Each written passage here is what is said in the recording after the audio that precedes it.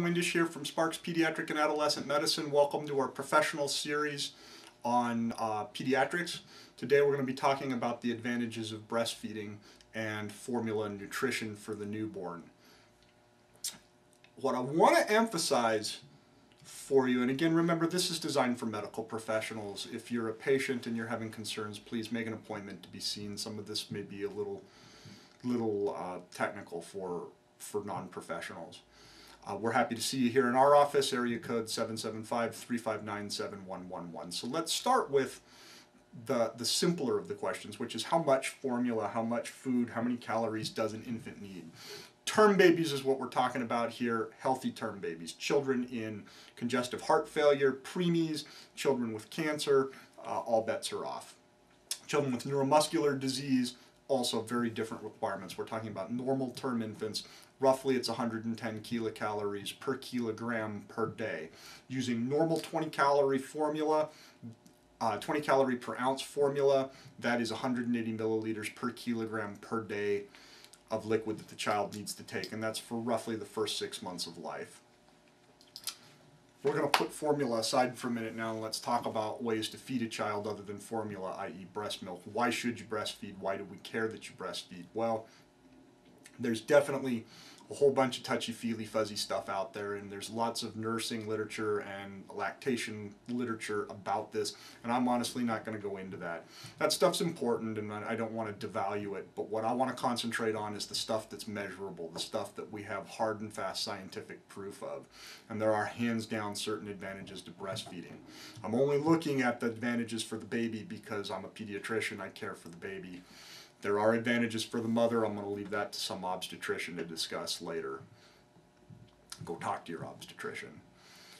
Advantages for the baby. Well, the protein that's in breast milk is easier to digest, absolutely. The fat that's in breast milk is adjusted towards the age of the baby and adjusted to where it is in the course of the feeding. So the hind milk has more of the fat, the fore milk has more of the protein. That makes it easier to digest. You get the protein absorbed and out of the GI tract before the slow motility hits from all the fat with the hind milk. Immune benefits from breastfeeding are huge, and this is probably the single biggest reason for breastfeeding and what we emphasize the most, and it's important to know what those immune benefits are. They're very specific. So certain things are secreted in breast milk that make a difference for the baby, and I'm going to just list them off very quickly.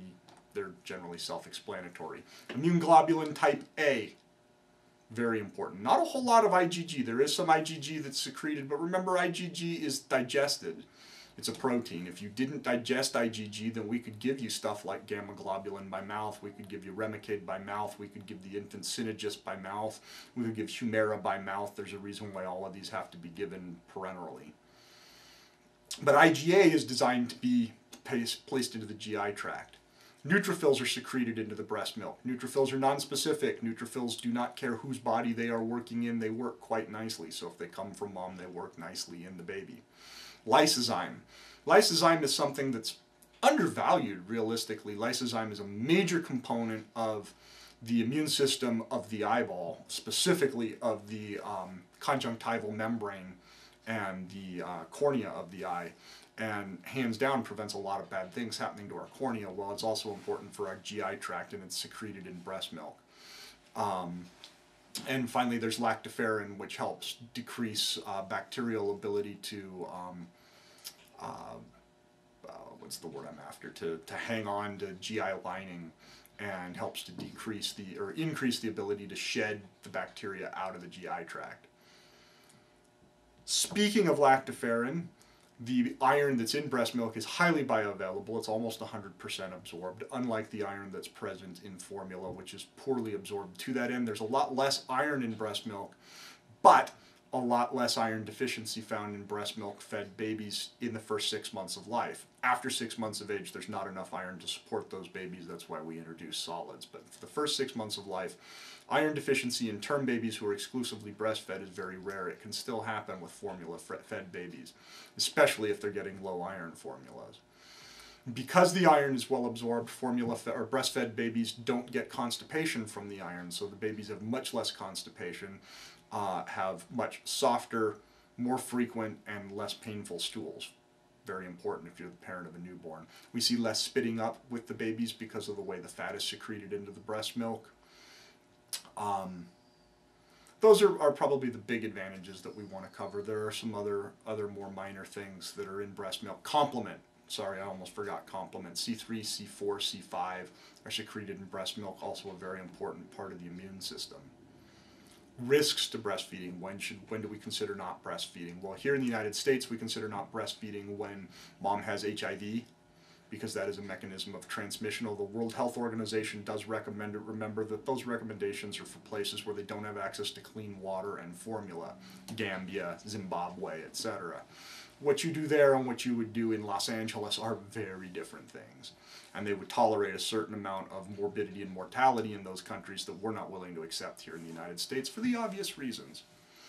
Hepatitis B is controversial, but most physicians will recommend that those moms should not breastfeed. Hepatitis C is a contraindication to breastfeeding. There are some physicians who might say it's okay. Personally, I do not recommend that. If the child gets hepatitis C, it's irreversible. Certain maternal medications, including but not limited to methamphetamine, marijuana, LSD use, are all reasons to stop or not breastfeed. Certain other prescription medicines are reasons to not breastfeed, including but not limited to certain thyroid medications, but not Synthroid or synthetic thyroid hormone. That's not a reason to stop breastfeeding. One antibiotic in particular, called Flagyl, is a reason to temporarily not breastfeed, and certainly if mom's receiving chemotherapeutic agents, agents for cancer, radioactive agents, radioactive iodine, those are all reasons not to breastfeed. I hope this has helped to enlighten you a little bit about breastfeeding and some of the issues involved. In some of our future episodes, we're going to look some more at infant nutrition, and specifically we'll look at the advantages of some of the formulas and why we use them. But today we wanted to just kind of center in on breastfeeding and its advantages and how much you need. Breast milk is roughly 20 calories per kilo per ounce, averaged out over the course of a feed, but the amount of calories per ounce depends on whether it's hind milk or fore milk. But if you average it out, it is roughly 20 calories per kilo per ounce, so it can be used in roughly the same calculations as formula like we talked about earlier. If we can be of any assistance here at Sparks Pediatric and Adolescent Medicine, give us a call. If you'd like to schedule a rotation with us, give us a call. Again, our number is area code 775-359-7111. You can find us on Facebook at Sparks Pediatric and Adolescent Medicine. We'll see you around.